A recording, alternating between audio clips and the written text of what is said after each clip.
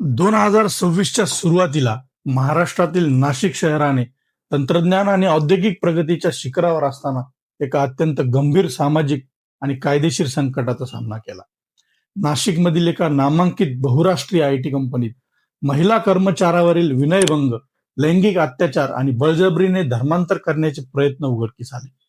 या प्रकरणामुळे केवळ कॉर्पोरेट क्षेत्रातील महिलांच्या सुरक्षिततेचा प्रश्न ऐरणीवर आला नाही, तर कॉर्पोरेट जिहाद सारख्या संज्ञांच्या माध्यमातून सामाजिक आणि धार्मिक ध्रुवीकरणाची चर्चाही सुरू झाली.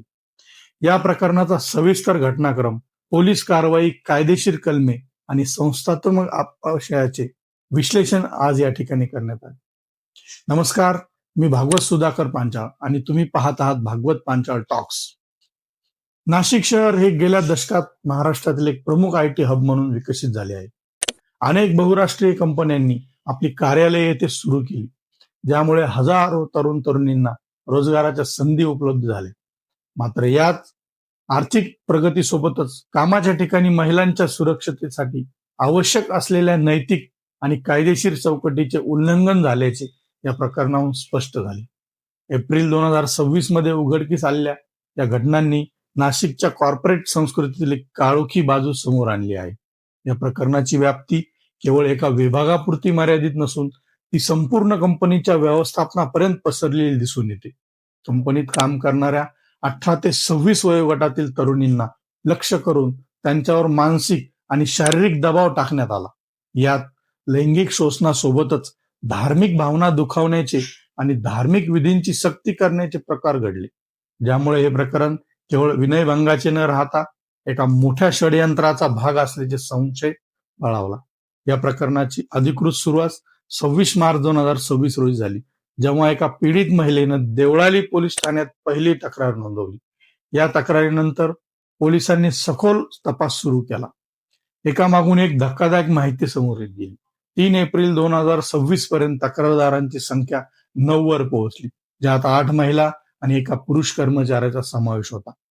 या प्रकरणातील सर्वात खळबळजनक बाब म्हणजे धार्मिक सक्ती. पीडित महिलांनी आरोप केला आहे की कंपनीतील एका वरिष्ठ अधिकारी आणि टीम लीडर्स त्यांना नमाज पाडण्यासाठी सक्ती करत होते. या व्यतिरिक्त मांसाहार न करणाऱ्या कर्मचाऱ्यांना जबरदस्तीने मांसाहार करण्यास भाग पाडणे आणि हिंदू देवतांबद्दल अपमानास्पद टिप्पणी करणे असे कंपनीत सर्रास घडत होते. या प्रकाराला स्थानिक स्तरावर कॉर्पोरेट जिहाद असे संबोधले जात असून यामागे एखादे मोठे रॅकेट असण्याचा संशय व्यक्त केला जात आहे. बळजबरीने धर्मांतराचा प्रयत्न केल्याच्या तक्रारीत एका पुरुष कर्मचाऱ्याचाही समावेश आहे.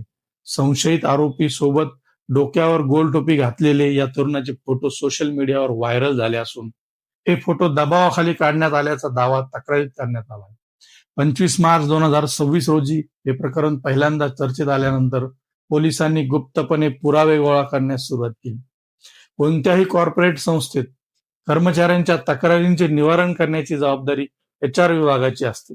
मात्र या प्रकरणात HR विभागाने आपली भूमिका पार पाडण्याऐवजी आरोपींना पाठीशी घातल्याचे धक्कादायक वास्तव समोर आले आहे.